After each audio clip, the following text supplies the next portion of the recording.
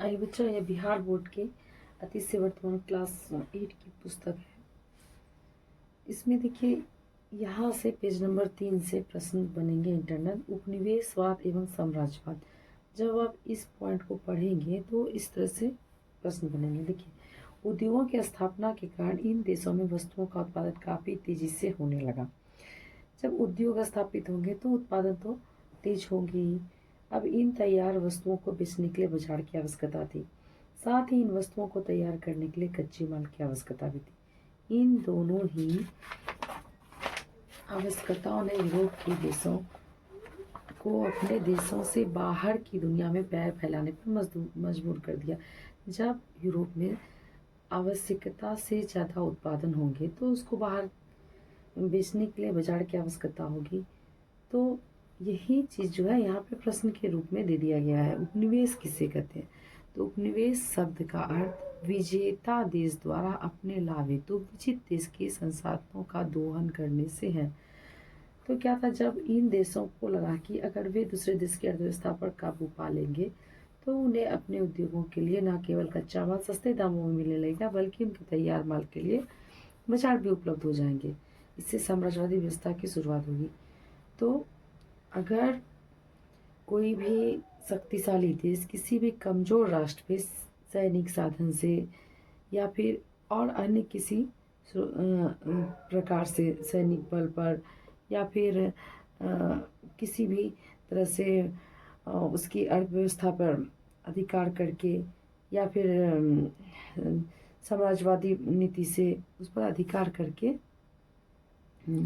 उनके संसाधनों का अपने लाभ के लिए प्रयोग करेंगे। जिस प्रकार से उनके संसाधनों का प्रयोग हुआ अपने लाभ के लिए करेंगे, तो वह देश जो है शक्तिशाली राष्ट्र का उपनिवेश कहलाएगा। उपनिवेशवाद जो है क्या है? अभी यहाँ से आएंगे प्रश्न। किसी एक देश या क्षेत्र पर दूसरे देश या शक्ति का नियंत्रण तथा साथ ही उस क्षेत्र के संसाधनों व लोगों का शोषण से है। तो उपनिवेशवाद एक सिद्धांत हो गया। उपनिवेश जो है, तो उपनिवेश का अर्थ था जो विजित देश का कमजोर राष्ट्र पे जो अपने लाभ के लिए उनके संसाधनों का प्रयोग हुआ, उसका उपनिवेश कहलाता था, कॉलोनी कहलाता था। यहाँ देखिए, औद्योगिक यूरोपीय देशों के आर्थिक व राजनीतिक नियंत्रण के अंदर शासित देश अर्थात कॉलोनी जो थे उपनिवेश कहलाए। शासित देश के अंदर जो देश थे वो क्या कहलाए? उपनिवेश कहलाए। तो यह सिद्धांत जो है उपनिवेशवाद कहलाया। 18वीं शताब्दी के उत्तरार्ध के शुरू में औद्योगिक यूरोपीय देशों की साम्राज्यवादी नीति का प्रभाव किन देशों में पड़ा? तो 18वीं सदी के जो उत्तरार्ध मतलब 18वीं शताब्दी के अंतिम चरण के समय, जैसे कि 18वीं सदी का अर्थ हो गया 1700 से 1800। तो 1700 से 1800, 1700 से 1800, 1750 जो हो गया वो पूर्वार्ध हो गया और 1750 के बाद का समय उत्तरार्ध हो गया। तो उत्तरार्ध में शुरू में औद्योगिक यूरोपीय देशों में साम्राज्यवादी नीति का क्या प्रभाव हुआ? तो कहीं प्रभाव किन देशों पर पड़ा? जो यूरोप के देशों में साम्राज्यवादी नीति जो फैल रही थी, एक तरह से होड़ लग गया था वहाँ पे औद्योगिकीकरण का, जो है साम्राज्य विस्तार का। तो एशिया, अफ्रीका और दक्षिण अमेरिका के अधिकांश देशों में जो है साम्राज्यवादी नीति का प्रभाव पड़ा। औपनिवेशिक युग किसे कहते हैं? तो बड़े पैमाने पर जो है साम्राज्यवादी प्रक्रिया को अपनाने के कारण इस युग को औपनिवेशिक युग कहा गया। जो बड़े पैमाने पर है उपनिवेशवाद की जो नीति थी, उपनिवेशवाद की प्रक्रिया, यहाँ पे हम इस प्रकार से भी लिख सकते हैं, उपनिवेशवाद की इस प्रक्रिया को अपनाने के कारण इस युग को औपनिवेशिक युग कहा गया। वह जो समय ही जो था 18वीं सदी का उत्तरार्ध का समय, वह औपनिवेशिक युग के नाम से जाना गया। अब साम्राज्यवाद किसे कहते हैं? पेज नंबर 4 से प्रश्न बनेंगे। सैनिक अथवा अन्य तरीके से विदेशी भूभाग के प्रदेशों को अपने अधीन कर अपना राजनीतिक अधिकार स्थापित करना जो था साम्राज्यवाद कहलाता था। सैनिक तरीके हो गए या फिर और भी अन्य नीति के अंतर्गत आ गई, जैसे कि किसी प्रकार की राजनीतिक कूटनीति, हड़प नीति हो गई, या फिर कोई राजनीतिक तरीका जैसे कि आपस में फूट डालो राज्य करो, या फिर किसी भी तरह के जो अलग तरह के उनके विचार थे, जिनके द्वारा वह चाल चल के विदेशी भूभाग को अपने प्रदेश के अधीन कर अपना राजनीतिक अधिकार स्थापित कर लेता था। तो वह क्या कहता, साम्राज्यवाद का था। जैसे कि हमारे देश में ब्रिटेन का जो साम्राज्य स्थापित हुआ, तो सैनिक तरीके के अलावा भी अन्य तरीके का वो लोग प्रयोग किया। जैसे यहाँ पे वह व्यापारी के रूप में आया, व्यापारी के रूप में आने के बाद धीरे धीरे धीरे धीरे वह यहाँ की आंतरिक मामलों में प्रवेश करके आपस में ही फूट डाल के लोगों के बीच में, राजाओं के बीच में ईर्ष्या फैला के या फिर मतभेद करा के वह यहाँ पे धीरे धीरे अपना काम निकालने लगे, अपना उल्लू सीधा करने लगे और अपने उन प्रदेशों पर धीरे धीरे अपना अधिकार कर लिया। तो यह क्या कहलाता था, साम्राज्यवाद कहलाता था। अब देखिए, अमेरिकी एवं फ्रांसीसी क्रांति से प्रश्न आएंगे इस प्रकार से, जो आपके क्लास 9th में भी ये सारे प्रश्न रहेंगे। इस चैप्टर ये यहाँ पे शुरुआत बताया गया है, वहाँ पे इसका कभी विस्तार से इस चैप्टर के बारे में बताया जाएगा। तो 18वीं सदी के अंतिम दशकों में दो प्रमुख बदलाव कौन कौन थे। जब 18वीं सदी का अंतिम दशक था, मतलब अंतिम दशक का अर्थ हो गया 1790 से 1800 का समय। तो उस समय जो था क्या बदलाव आया था, तो देखिए, फ्रांसीसी क्रांति 1789 में हुआ था, और अमेरिकी स्वतंत्रता संग्राम जो है और फ्रांसीसी क्रांति, यह जो दो प्रमुख बदलाव आए थे। अमेरिका की खोज के बाद वहाँ किस महादेश के दो देशों ने कब्जा जमा लिया था। अमेरिका की जब खोज हुई, इसके बाद किस महादेश ने वहाँ पर कब्जा जमाया, तो यूरोपीय देशों ने यहाँ पर कब्जा जमाया। फ्रांसीसियों ने किसके खिलाफ संघर्ष शुरू किया था, तो फ्रांसीसियों का संघर्ष था राज परिवार एवं सामंत वर्ग के खिलाफ, क्योंकि इनका दिन ब दिन अत्याचार बढ़ते जा रहा था। सामंत वर्ग जो थे वह टैक्स देते ही नहीं थे और पूरे संसाधनों का प्रयोग करते थे।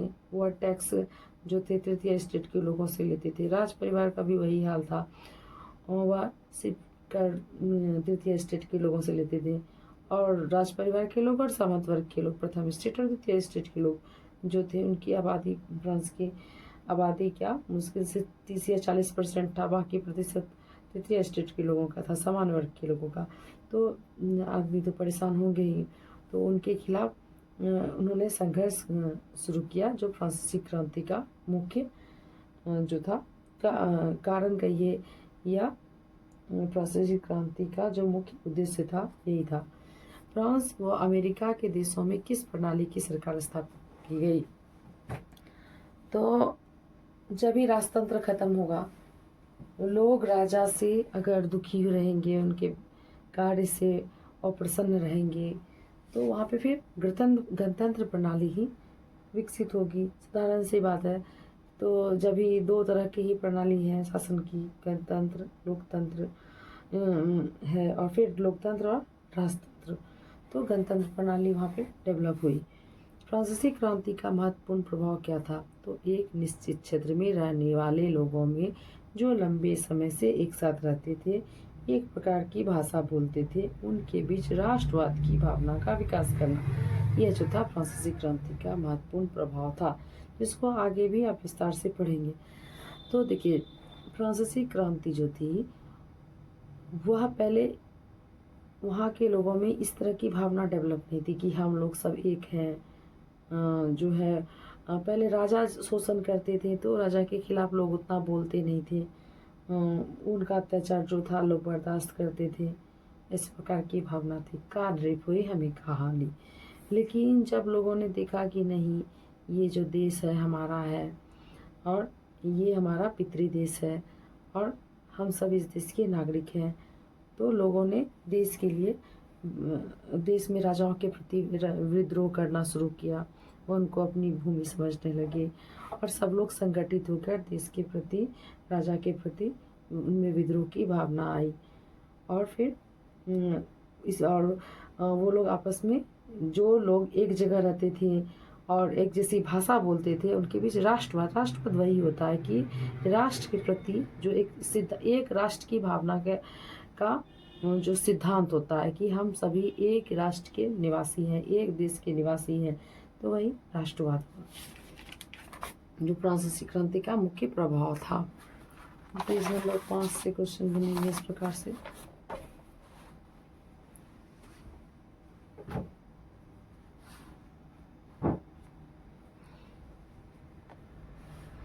आधुनिक काल एवं हमारा देश, तो ये इतना तक यहीं तक है। अत्याचार और शोषण के शिकार हमारे देश में किस प्रकार की सरकार है, उनके विभिन्न सिद्धांतों की चर्चा करें। इसके बाद है, देखिए ये सब जो है बाद में, पहले इस चैप्टर को पूरा करा देते हैं, इसके बाद इसको यहाँ से डीपली भी बताया जाएगा। देखिए आधुनिक काल का प्रारंभ कब माना जाता है, तो आधुनिक काल का प्रारंभ 18वीं सदी के उत्तरार्ध को 1750 ईस्वी के बाद का जो समय है उसको क्या माना जाता है। देखिए यहाँ पे दिया है आधुनिक काल माना जाता है। आधुनिक काल ये उत्तरार्ध मतलब 1750 के बाद का जो समय है, अभी भी बताए थे। तो 18वीं सदी के शुरू में हमारा देश किस प्रकार बटा था, तो टुकड़ों में बटा था। उसमें वही जो है आपका कि एक राष्ट्र की भावना नहीं थी, राष्ट्रवाद का विकास अच्छी तरह से नहीं हुआ था, तो एक प्रकार से छोटे छोटे राज्यों में बटा था देश, और उसके शासक भी अलग अलग हुआ करते थे। तो इस प्रकार से तभी ना टुकड़ों में बटा था, तो अंग्रेज आसानी से सभी टुकड़ों पर धीरे धीरे अधिकार कर लिए, और फिर धीरे धीरे उनका संपूर्ण देश पर अधिकार हो गया। स्थानीय राजाओं व नवाबों को हटाकर व्यापारी भारत में किस पद पर आसीन हुए, शासक के पद पर। स्थानीय राजा मतलब छोटे छोटे राजा और नवाब को हटाकर जो व्यापारी जो थे, व्यापारी मतलब यहाँ पे अंग्रेजों के बारे में है, बहुत सारे फ्रांसीसी भी आए थे, लेकिन डच भी आए थे, पुर्तगाली भी आए थे, तो लेकिन सबसे ज़्यादा ताकतवर व्यापारी जो थे अंग्रेजी थे। तो वो सबका उद्देश्य, जो यूरोपीय व्यापारियों का उद्देश्य यहाँ पे व्यापार करना ही था, लेकिन उन्होंने धीरे धीरे यहाँ की जो है राजनीतिक में हस्तक्षेप करके और यहाँ के राजा को हटाकर यहाँ के शासक के पद पर आसीन हुए। व्यापारी वर्ग का शासन कितने वर्षों तक हमारे देश पर रहा, तो लगभग 200 सालों तक जो कंपनी का शासन रहा। हमारे देश पर अंग्रेजी शासन का क्या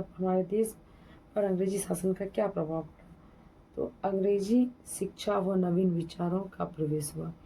तो यह एक महत्वपूर्ण प्रभाव था कि हमारे देश के लोगों के बीच नए नए विचारों का प्रवेश हुआ, और शिक्षा का माध्यम उन्होंने अंग्रेजी को बनाया। क्योंकि शिक्षा का माध्यम अंग्रेजी को बनाने का एक मुख्य कारण था कि उनको जो थे अपनी भाषा को के विस्तार के लिए, और फिर था कि सभी वहाँ से ब्रिटेन से जो थे वो अब एक ऐसे शिक्षित, अपनी भाषा में शिक्षित उनको विद्वान चाहिए था, और इसी देश में कि वहाँ से सभी ऑफिसर को या सभी कर्मचारी को वहाँ से लाना हर पद के कर्मचारी को संभव नहीं था, इसलिए वह यहाँ पे माध्यम ही अंग्रेजी कर दिए, जिससे यहाँ के लोगों में एक तरह से अंग्रेजों के प्रति श्रद्धा की भी भावना, या फिर एक तरह से उनको वो अंग्रेजी शिक्षा प्राप्त करने के बाद उनको वो अपने से ज़्यादा ज्ञानी मानने लगे थे। तो यह जो था अंग्रेजी शिक्षा व नवीन विचारों का प्रवेश हो गया हमारे देश में अंग्रेजी शासन से। मैकाले स्पीच तो आप जान ही रहे हैं, उन्होंने क्या कहा था कि हम एक ऐसे भारतीय बनाएंगे जो खून में जो है, खून से वह भारतीय रहेंगे, लेकिन विचार व्यवहार से वह पूरी तरह से अंग्रेजी शिक्षा के या अंग्रेजी विचारों के गुलाम रहेंगे। तो यह जो था हमारे देश में अंग्रेजी शिक्षा का प्रभाव कंपनी शासन का ही प्रतिफल है। औपनिवेशीकरण किसे कहते हैं, जब एक देश पर किसी दूसरे देश के दबदबे से राजनीतिक, आर्थिक व सांस्कृतिक बदलाव आता है तो उसे औपनिवेशीकरण कहते हैं। तो क्या है कि औपनिवेशीकरण वही हुआ कि एक देश पर, जब कोई देश पर, जैसे कि अपना भारत ही ले लीजिए, तो किसी दूसरे देश के दबदबे से, इंग्लैंड के दबदबे से, अंग्रेजों के दबदबे से क्या हुआ था, यहाँ का राजनीति परिवर्तन हुआ था, आर्थिक परिवर्तन हुआ था और संस्कृति भी बदलाव भी आया था। तो ये यही कहलाता है औपनिवेशीकरण। राजनीतिक मतलब वहाँ की राजनीति बदल गई, जो राजा थे वो राजा नहीं रहे और जो अंग्रेज चाहते थे जिनको, उनको राजा बना देते थे और उससे भी मन नहीं भरा तो लास्ट में वो खुद राजा बन गए। आर्थिक, यहाँ की सारी अर्थव्यवस्था का वो अपने लाभ के लिए प्रयोग करने लगे। सांस्कृतिक, वो जैसा कल्चर चाहते थे यहाँ पर डेवलप करने लगे, जिस प्रकार की वेशभूषा, कपड़े, भोजन जैसा वह चाहते थे यहाँ के लोगों में वह बदलाव करना शुरू कर दिए। वही कहलाता है औपनिवेशीकरण। उपनिवेशवाद किसे कहते हैं? औपनिवेशीकरण की अवस्था उपनिवेशवाद कहलाती है। यही अवस्था, इसी अवस्था को उपनिवेशवाद भी कहते हैं। यही सिद्धांत जो था औपनिवेशीकरण का, जब किसी एक देश के, एक शक्तिशाली देश के दबदबे से दूसरे देश की राजनीतिक, आर्थिक और सांस्कृतिक बदलाव की प्रक्रिया जो थी उपनिवेशवाद कहलाती थी। 1817 में स्कॉटलैंड के अर्थशास्त्री, इतिहासकार और राजनीतिक दार्शनिक जेम्स मिल की पुस्तक का क्या नाम था? तो जेम्स मिल जो थे वो स्कॉटलैंड के एक अर्थशास्त्री थे। अर्थशास्त्री का मतलब होता है कि जो अर्थव्यवस्था से रिलेटेड अध्ययन करते हैं, जो वहाँ के आर्थिक, जो है आर्थिक पहलू, आर्थिक लाभ हानि, इन सभी के बारे में जो अध्ययन करते हैं वो अर्थशास्त्री कहलाते हैं। इतिहासकार भी थे, इतिहास में रुचि रखते थे। जो पुरानी चीज़ों हैं, पुरानी जो वहाँ के जो की बातें हैं, वहाँ के इतिहास जो हैं, उनके बारे में वो अच्छे ज्ञाता थे। जेम्स मिल ने एक पुस्तक लिखा जिनका नाम था हिस्ट्री ऑफ ब्रिटिश इंडिया, जिसको हम कहते हैं हिंदी में ब्रिटिश भारत का इतिहास। 1817 में स्कॉटलैंड के अर्थशास्त्री ने, एक जेम्स मिल ने किताब लिखा जिसका नाम था history of British India, British Bharat का इतिहास।